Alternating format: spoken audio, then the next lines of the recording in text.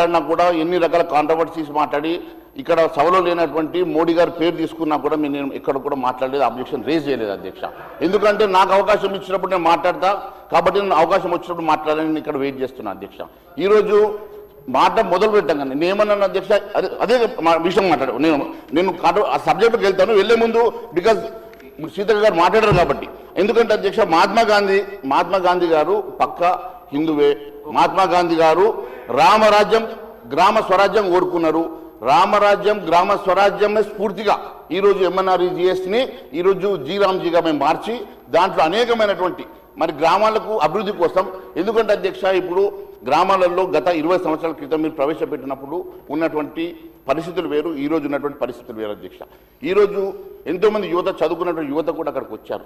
ఎన్నో రకాలుగా అక్కడ జరుగుతున్నటువంటి అనేకమైనటువంటి అవినీతి కానీ అనేకమైనటువంటి మరి ల్యాప్సెస్ని కూడా కరెక్షన్ చేసే విధంగా ఈరోజు టెక్నాలజీ డెవలప్ అయింది. కాబట్టి కొంతవరకు దాన్ని మాడిఫై చేసే ప్రయత్నంలో ఈరోజు ఈ కార్యక్రమం తీసుకొచ్చారు.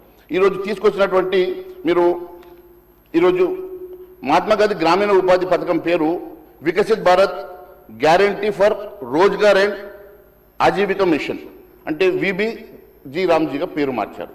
పేరు మార్చి రాష్ట్రాలు 6 నెలల లోపల ఈ చట్టాన్ని అన్ని అసెంబ్లీలో అంటే ఒక తెలంగాణ అసెంబ్లీ కాదు అధ్యక్ష, దేశవ్యాప్తంగా ఉన్నటువంటి భారతీయ జనతా పార్టీ పాలిత రాష్ట్రాలు కూడా దాదాపు 23 రాష్ట్రాలతో పాటు మరి మా అలయన్స్లో ఉన్నటువంటి అనేకమైనటువంటి రాష్ట్రాలతో పాటు 2-3 కాంగ్రెస్ రాష్ట్రాల్లో కూడా ఉన్నాయి. అన్ని కూడా అందరికీ కూడా 6 నెలల అవకాశం ఇచ్చి మీరు ఈ చట్టాన్ని తీసుకురావాలని చెప్పాలని చెప్పేసి ఒక కేంద్ర ప్రభుత్వం ఆదేశించిన మాట వాస్తవం అధ్యక్ష. దీంట్లో 125 రోజులు పని దినాలు కల్పించాలని, దాంట్లో పెంచినటువంటి 25 రోజులు గతంలో 90% కేంద్రం ఇస్తుండే.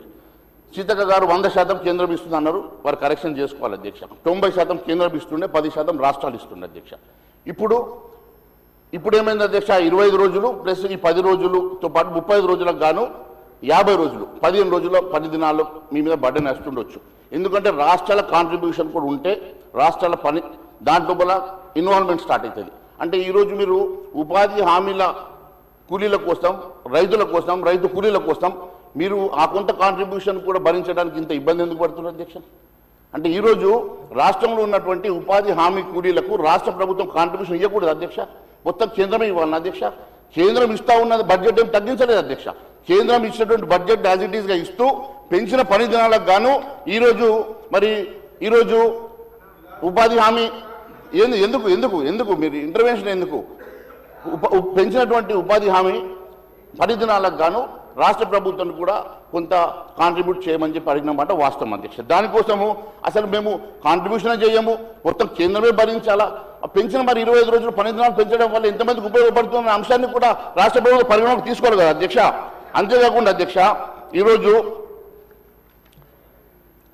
20 ఏళ్ల క్రితం పథకం తీసుకొచ్చిన రోజు అధ్యక్ష ఇట్ వాజ్ ఓన్లీ NREGS అధ్యక్ష. 2005లో ఎప్పుడైతే పథకం తీసుకొచ్చారో అప్పుడు NREGS అధ్యక్ష గౌరవ సభ్యులు మాట్లాడుతూ బీజేపీ లీడర్ మాట్లాడుతూ మీరు కాంట్రిబ్యూట్ చేయడానికి ఎందుకు ఇబ్బంది పడుతూ ఉన్నారో మేము 120 రోజులు పెంచినాము, 10% నుంచి ఇప్పుడు 40% స్టేటు 60% సెంట్రల్ పెడతా ఉంటుంది. ఒక వాస్తవాన్ని గమనించాలి అధ్యక్ష. ఈ రోజున అసలు ఆ స్కీమ్ పేరే జాతీయ ఉపాధి హామీ పథకం. అంటే దేశంలో కోట్లాది ప్రజలకు పట్టెడు అన్నం పెట్టేటువంటి స్కీమ్. రెండవది ఇప్పుడు తెలంగాణ రాష్ట్రం తీసుకుంటే అధ్యక్ష నాకున్న సమాచారం మేరకు 100 రోజులు పూర్తి చేసుకున్న వాళ్ళు కేవలం 2% ఉన్నారు. మీరు 125 ఇచ్చినా దానికి ఉపయోగపడేది లేదు అధ్యక్ష. హార్డ్లీ నాట్ ఈవెన్ 5% ఉపయోగపడదు. బికాస్ 100 డేస్ కంప్లీట్ చేసుకున్న ఓన్లీ 2% ఉన్నారు. మీరు అన్నట్టుగా 100 డేస్ కంప్లీట్ చేసుకున్న వాళ్ళు 100% ఉంటే మీరు అన్న 100 ఉపయోగపడుతుంది. Number 1 point. నెంబర్ 2 మీరు ఇది భరించడానికి ఎందుకు ఇబ్బంది పడతా ఉంది అనటం. నేను గౌరవ సభ్యులు ఒకటి అడుగుతాను అధ్యక్ష. అసలు ఒక లెక్క ఇస్తాను అధ్యక్ష. 2018-19 నుంచి 2022-23 వరకు తెలంగాణ రాష్ట్రం నుంచి ఇచ్చినటువంటి కేంద్రానికి ఇచ్చిన ఆదాయం 2,02 కోట్లు.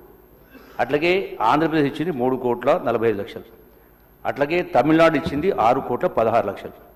అధ్యక్ష ఇక్కడ బీహార్ ఇచ్చింది 63,000 కోట్ల 345 కోట్లు, ఉత్తరప్రదేశ్ ఇచ్చింది 3,40,000 కోట్లు. అయితే డివల్యూషన్లో కేంద్ర ప్రభుత్వం ఈ రాష్ట్రాలకు ఇచ్చిన ఆదాయం ఏంటంటే తెలంగాణ రాష్ట్రం 2 లక్షల, తెలంగాణ రాష్ట్రం అధ్యక్ష అదే అధ్యక్ష అంటే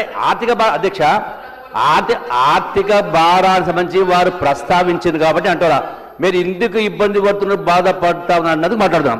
తెలంగాణ రాష్ట్రం 2,02,00,000 ఇస్తే డివల్యూషన్లో కేంద్ర ప్రభుత్వం రాష్ట్రానికి ఇచ్చినది కేవలం 85,000 కోట్ల రూపాయలు.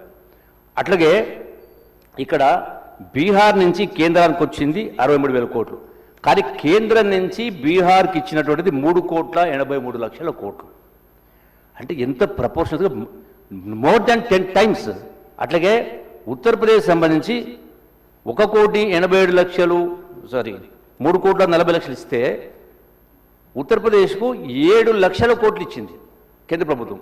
అంటే రాష్ట్రం నుంచి ఎక్కువ ఆదాయం ఇస్తున్న రాష్ట్రాలకు మీరు కోత విధించి డివల్యూషన్ తగ్గించేసి తక్కువ ఇచ్చినటువంటి రాష్ట్రాలకు మీరు 10 అంతలు ఆదాయం ఇస్తూ మళ్ళీ మూలిగే నక్క మీద తాటిపడినట్టుగా ఇంత భారం మొత్తం మళ్ళీ ఇది కూడా మోపండి అంటే అది ఎట్లా సహేతుకం, ఎట్లా కరెక్ట్ అధ్యక్ష? రెండవది వారు మాట్లాడేది ఇప్పుడు ఇది చాలా ఇంపార్టెంట్ స్కీమ్ అధ్యక్ష. ఇది 1-2 సంవత్సరాలు దీనిపైన చర్చ జరిగి మొత్తం దీనిలో రకరకాల సంఘాలు, రకరకాల NGOs మొత్తం దీని నుంచి ఎట్లా పేదవాళ్ళను కనీసం వాళ్ళ బానిస బతుకులు లేకుండా కనీసం పట్టడన్నా 3 పూటలు తినడానికి కల్పించే స్కీమ్. మీరు మొత్తం కేంద్ర బడ్జెట్ సుమారుగా సబ్జెక్టు కరెక్షన్ 60 లక్షల కోట్లు, ఇది ఉపాధి హామీకి సంబంధించి కేవలం 1,00,000 కోట్లు. మీ దృష్టి దీనిపైన ఎందుకు పడ్డది? 60 లక్షల కోట్లు 140 కోట్ల సంబంధించిన నేషనల్ బడ్జెట్ 60 లక్షల కోట్లు పెట్టుకొని ఉపాధి హామీకి కేవలం 1,00,000 కోట్లు. ఈ 1,00,000 కోట్లు దీనిపైన దృష్టి పడుతుంది అధ్యక్ష. అంటే ఇది కోట్లాది మంది పేదలకు సంబంధించి అంటే వేరే పని లేదా? అంటే కేవలం రాజకీయ లబ్ధి కోసం పేదవాళ్ల పొట్టు కొట్టడం కరెక్ట్ కాదు. మరొకసారి మా గౌరవ సభ్యులు కోరేది కేంద్ర ప్రభుత్వం దృష్టికి మీరు తీసుకెళ్ళి మరొకసారి దీన్ని పునరాలోచన చేసి దీన్ని రివర్ట్ బ్యాక్ చేస్తే బాగుంటుంది. మీ యొక్క క్రెడిబిలిటీ కూడా పెరుగుతుందని చెప్పని ఈ వేదిక ద్వారా ఆ గౌరవ సభ్యులకు నేను విజ్ఞప్తి చేస్తాను అధ్యక్ష.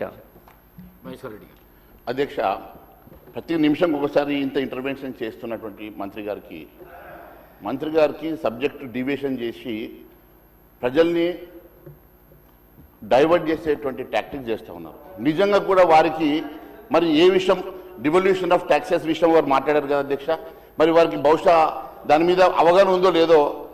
అసలు బీమారు కార్యక్రమం తీసుకొచ్చింది ఎవరు అధ్యక్ష? What is బీమారు?